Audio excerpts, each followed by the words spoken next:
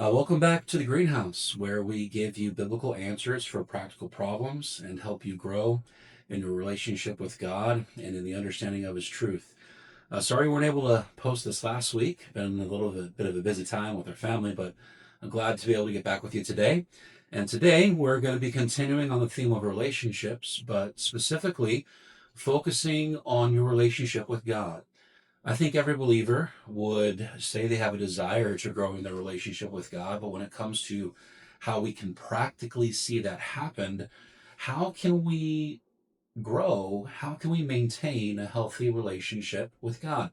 What we're going to do over the course of the next couple of videos is look into several different keys to having a healthy relationship with God and maintaining a healthy relationship with God.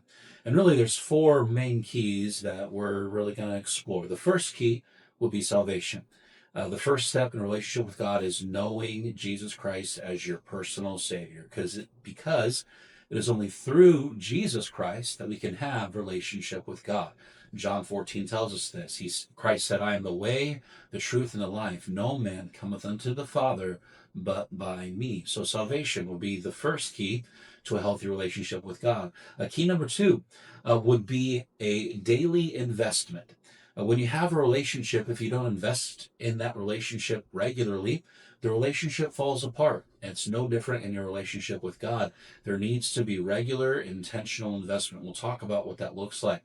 Key number three would be community. It's so important that we surround ourselves with people who will support the direction that we're trying to go, encourage us in our desire to follow after God. And God has given us community, Christian community, spiritual community to accomplish that. And I'm not talking about social media community, that's completely different. What I'm talking about is the local church. It's important for a believer to be part of a good, healthy church. And we'll talk about what that looks like. The fourth area that we need to consider, the fourth key that we need to consider is service. Our relationship with God is not something that we should desire to grow in just because of the personal benefit that it brings to us. And it brings great personal benefit. I mean, there are so many wonderful blessings that God gives us. But one of the purposes that God desires to accomplish in our life as we grow in our relationship with Him is that we in turn serve Him, that God pours into our life so we can be poured out for others. And we will talk about what service looks like. And so in the next couple of videos, these will be the keys that we're going to investigate, the keys that we're going to break down and look into that will really help us develop and maintain a growing and healthy relationship with God. I'm really excited about it. We're really getting down to some nuts and bolts here.